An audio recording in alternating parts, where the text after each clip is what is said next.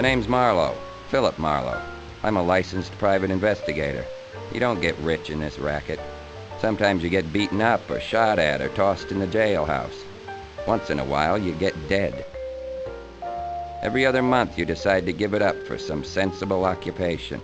Then the door buzzer rings, and there stands a new face with a new problem and a small piece of money. Come in, Trouble. What can I do for you?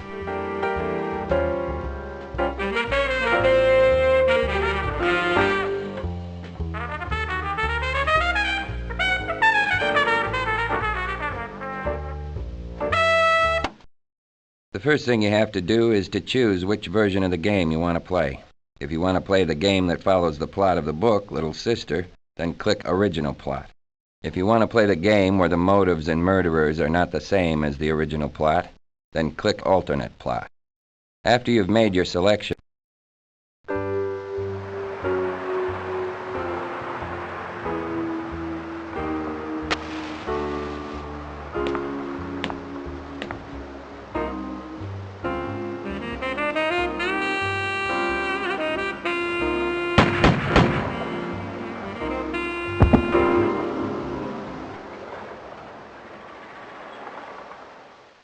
Orrin was living in a very tough neighborhood, Mr. Marlowe. At least I thought it was tough. The manager of the rooming house is a most unpleasant person. He smelled of liquor. Do you drink, Mr. Marlowe? well, now that you mention it... I don't think I'd care to employ a detective who uses liquor in any form. I don't even approve of tobacco. Would it be all right if I peeled an orange? You might at least talk like a gentleman. Anybody ever tell you you're a cute little trick? I should hope not. Hope isn't exactly the word. Get yourself a pair of those slinky glasses with colored rims. Dr. Zugsmith, my employer, wouldn't permit anything like that. Do you really think so? They don't sell any in Manhattan, Kansas, where I come from.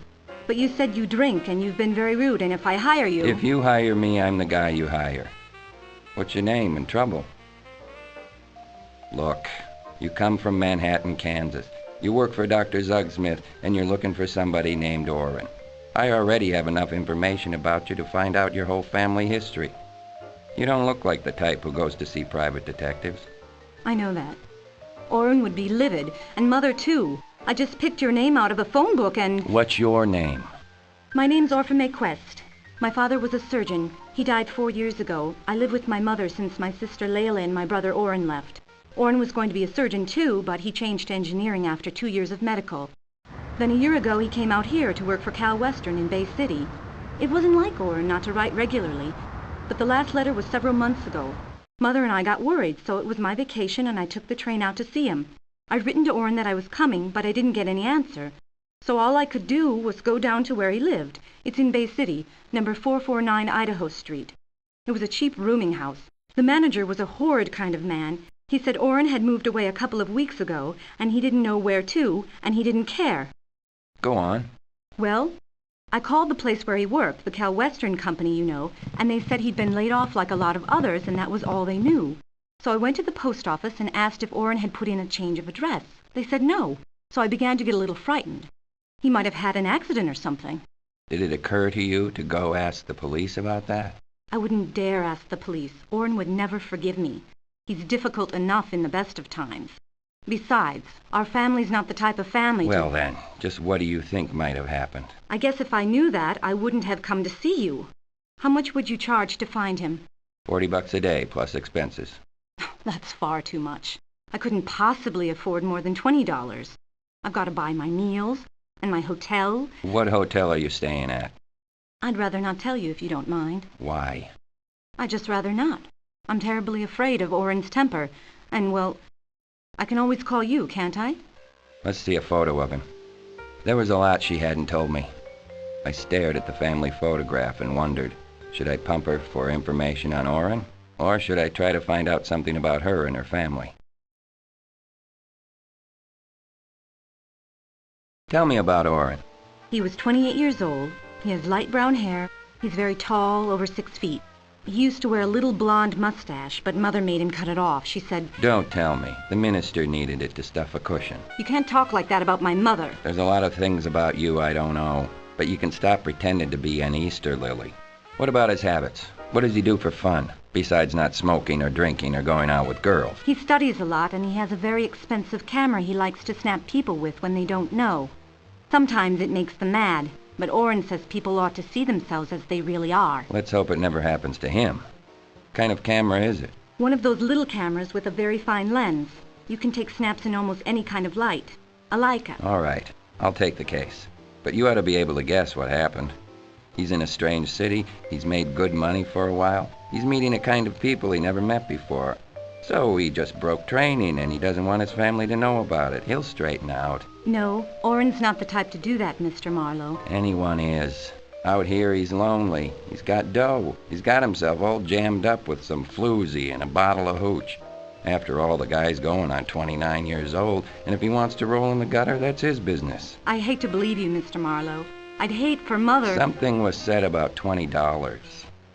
Do I have to pay you now? That would be the custom. I'll give you a receipt. I don't need a receipt, Mr. Marlowe. I do. You won't give me your name and address, so I want something with your name on it. What for? To show I'm representing you. Call me any time. Bristol Apartments, apartment 428. I shan't be very likely to visit you. I haven't asked you yet. So, I found myself employed, and for the unheard of sum of $20 a day. There were a few places I could investigate, and I always have the resources in my office.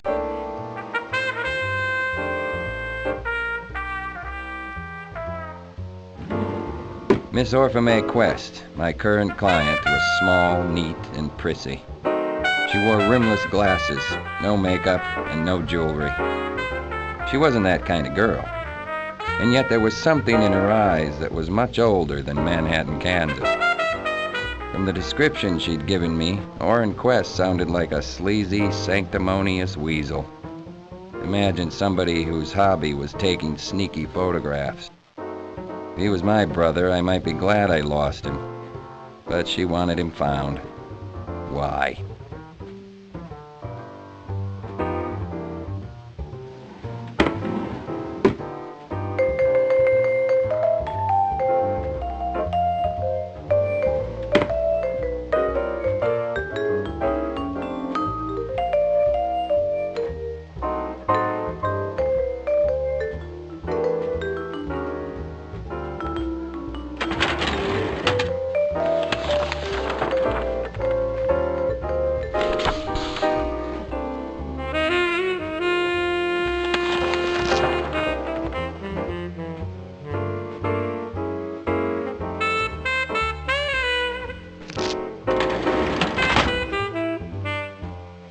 The question was, where to next?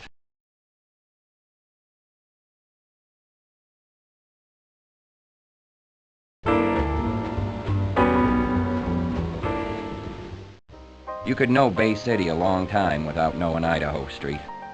And you could know a lot of Idaho Street without knowing number 449. The no vacancy sign had been there a long time. Beyond the screen door, I could see someone at the kitchen table. He was counting money.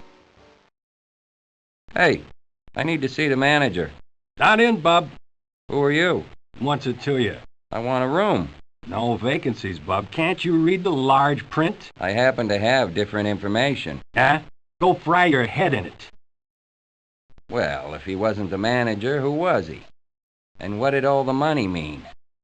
This corroded place didn't look like the First National Bank of Idaho Street.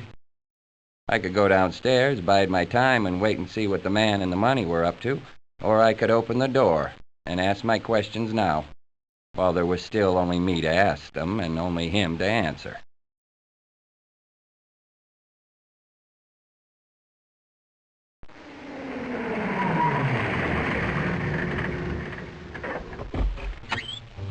So what's the take?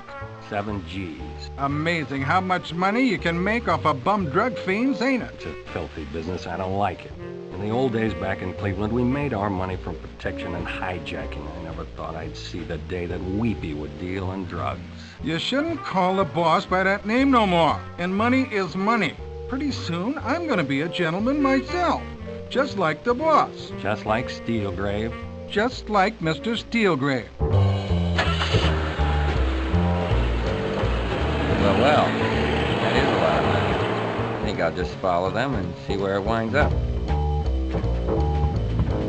I hung back from trailing them too closely. I didn't want to tip my hand early. I'll never catch up to those two now. Might as well decide somewhere else to go to. The question was, where to next?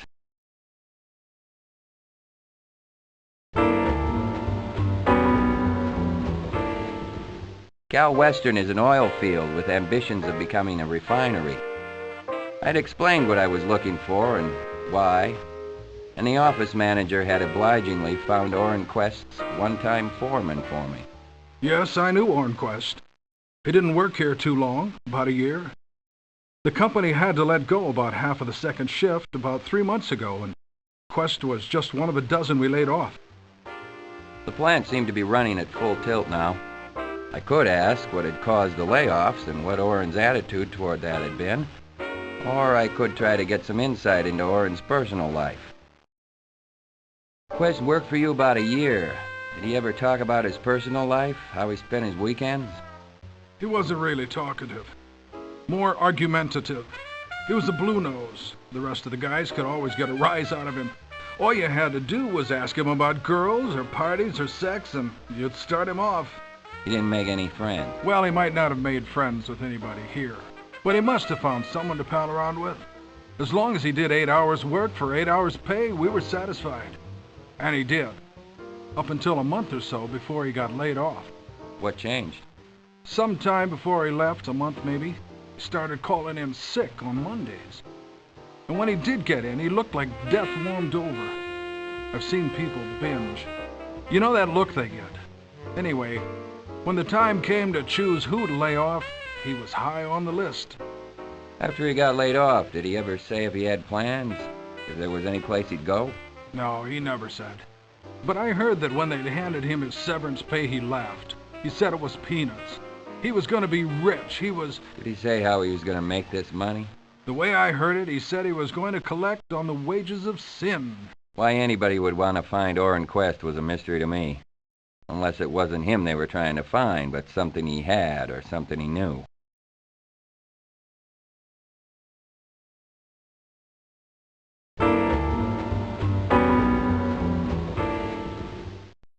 This time the back door was unlocked, and the kitchen was empty.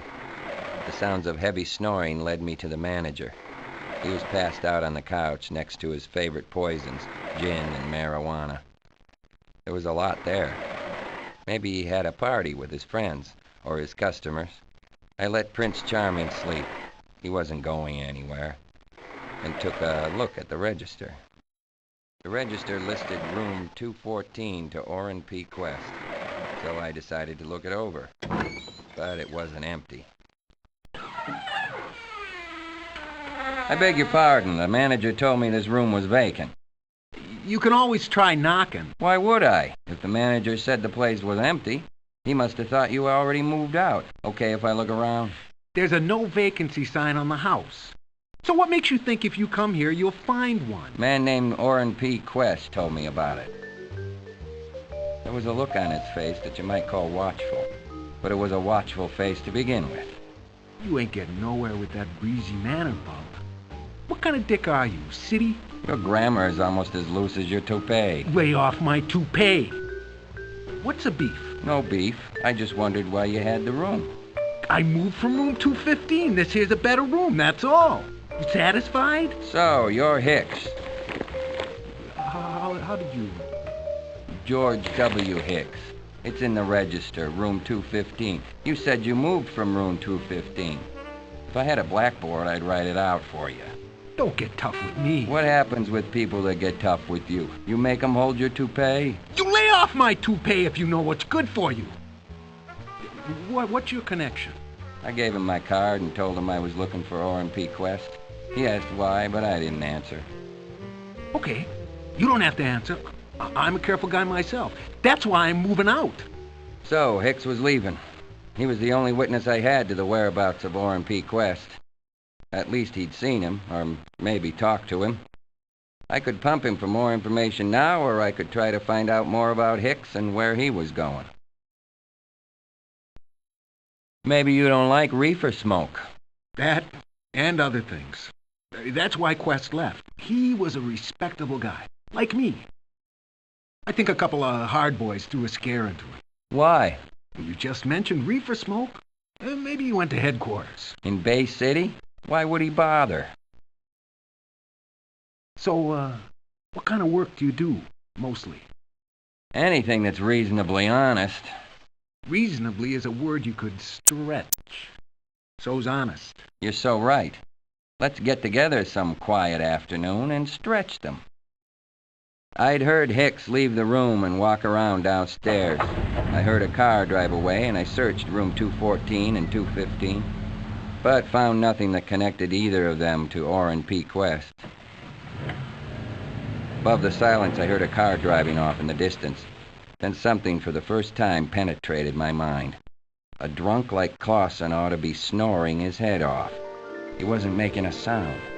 I could leave whenever I wanted to, just by turning the knob.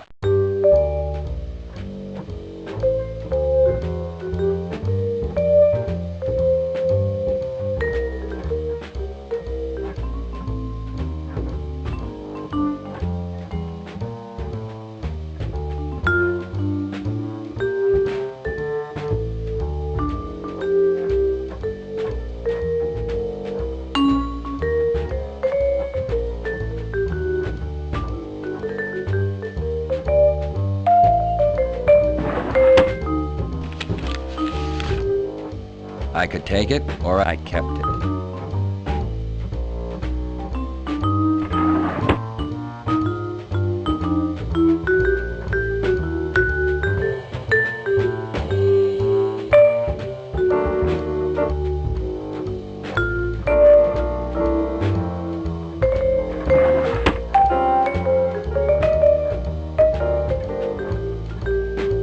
Clausen's friends, or his killers? Do I take it or leave it? Another piece of evidence for my collection.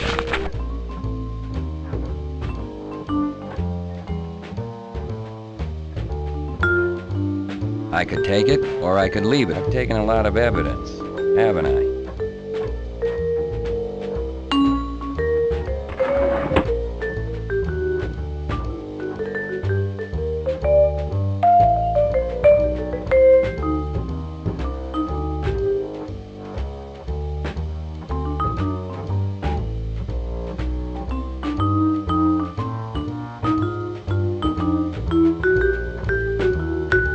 I could take it, or I could leave it for the cops.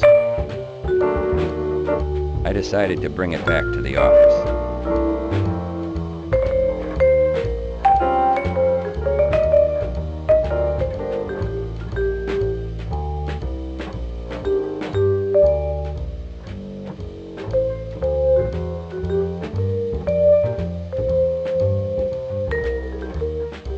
I could take this number. I took it.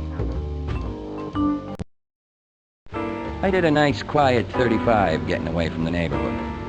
On the edge of the city, I called the Bay City Police. I gave them the address of the late Mr. Lester B. Clausen. They asked why that was important. I told them the coroner would want to know, and hung up. Orphan May Quest was waiting for me when I got back to my office. Did you find Orrin yet, Mr. Marlowe? Not yet. I found out that the dump on Idaho Street is peddling reefers. That's marijuana cigarettes. Why, how disgusting. Orrin must have got wise and threatened to report it to the police, so they threw a scare into him. Orrin just gets mean when people try to run him. Okay, so they didn't try to scare him. Say they just cut off one of his legs and beat him over the head with it. Are you trying to frighten me, Mr. Marlowe? I paid you $20 for a day's work. All you've done is find out that Orrin lived in a bad neighborhood. It doesn't seem to me you've done a day's work. But the day isn't over yet. And don't bother about the $20. You can have it back if you like. I didn't even bruise it. I didn't mean it like that. I know you're doing the best you can, Mr. Marlowe. With the facts I have. But I've told you all I know. I don't think so. How often did Orrin write before he stopped? Every week. About what? He wrote about his work and the plant, and sometimes about a show that he'd been to. Sometimes it was about church. What did he do for fun? He has this expensive camera. And he stopped writing how long ago? Well, about 3 or 4 months. But it was like I told you. And she really told me everything she knew. If I believed that, I could back off a little. On the other hand, maybe it was time I pointed out to her the parts of her story that didn't add up. Just like I said, I know what you told me. Now I'll tell you what's wrong with this picture. What's wrong is you're not scared, and you ought to be scared as hell. I can't see myself waiting for my summer vacation to come around before I started asking questions. I can't see myself bypassing the police. I can't see your dear old mother sitting there in Manhattan, no letter from Orrin, no news, and all she does is take a long breath and mend up another pair of the minister's pants. You're a horrid, disgusting man. Don't you dare say my mother and I weren't worried. You were worried $20 worth, honey, but about what I wouldn't know. Just put this hunk of folding back in your saddlebag and forget you ever met me. I'm not very likely to forget your rudeness. Nobody in the world's ever talked to me the way you have. Don't think about it too much. You might get to like it. I suppose you think I did that on purpose. Did what on purpose?